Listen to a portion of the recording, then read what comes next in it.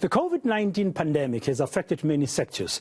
The retail industry has not been spared. Lockdown restrictions, supply chain disruption and shortage of material have been just some of the challenges. Now businesses have to rebuild and come up with ways to attract new opportunities and developments. Flux Trends has released a post-pandemic retail landscape report looking at how the retail industry has changed. Trends Analyst Dion Chang joining us now this hour to discuss this. Dion, good afternoon and thank you very much for your time. What are the main challenges that are facing retailers now as we live in this post-pandemic world?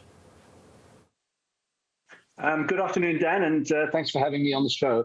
I think one of the most important things is really that, if psychologists say that it takes only 21 days to change a person's behavior, then we've had 2 years of completely altered changes. So whatever happened in the last 2 years, like the rise of a contactless economy, fast deliveries, all of those kind of things, increasing to e-commerce, those are all are going to have a huge ripple effect in specifically the retail arena.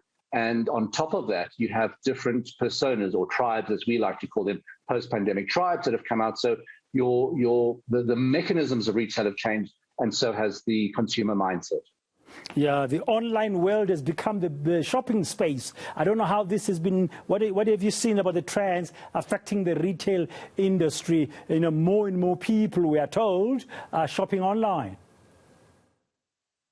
So there's a very interesting knock-on effect. So globally, we're just adapting to a 1-hour delivery service in South Africa, but internationally, that's going down to about 10 or 15 minutes, which means that you have to have micro-fulfillment centers. So the retail landscape is actually starting to impact the commercial real estate arena, because you have these maybe disused offices, warehouses within suburbs, which need to start supplying this fast delivery.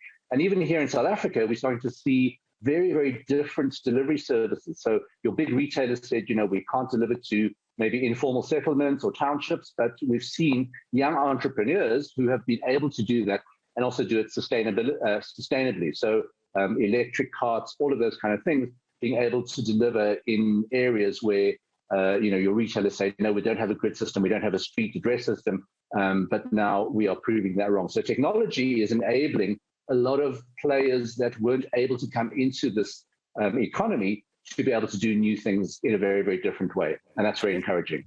When you say fast and the time is shortening for delivery, makes me think that there have been shifts in what people are purchasing online. Because if you want something fast, ordinarily it might tend to be something that you're going to be consuming immediately.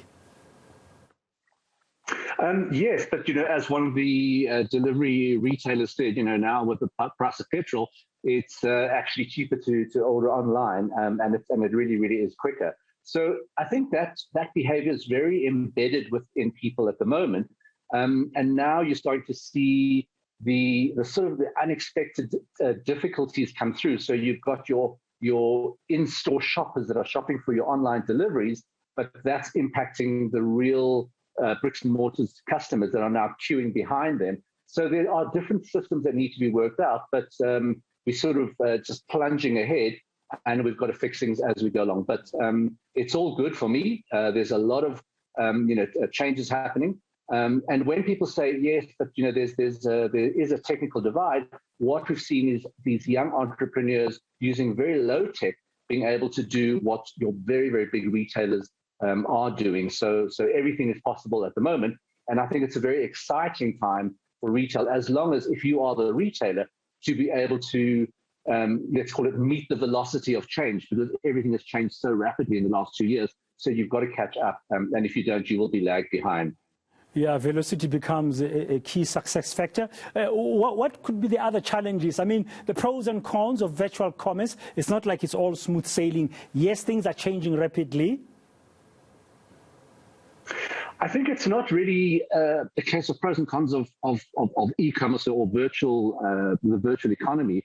I think the blind spots, which I think a lot of brands are not looking at, are the areas of sustainability and specifically brand values.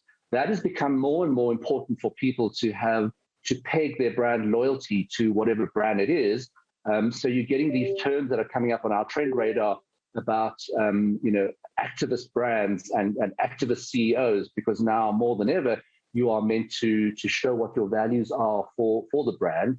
And especially for a younger customer, that is more and more important, that you're not going to buy a product unless it is sustainable, unless it has certain brand values which align with your values. And as we've seen now with the war in Ukraine, this is starting to draw big multinational companies into an area which they've never had to play before.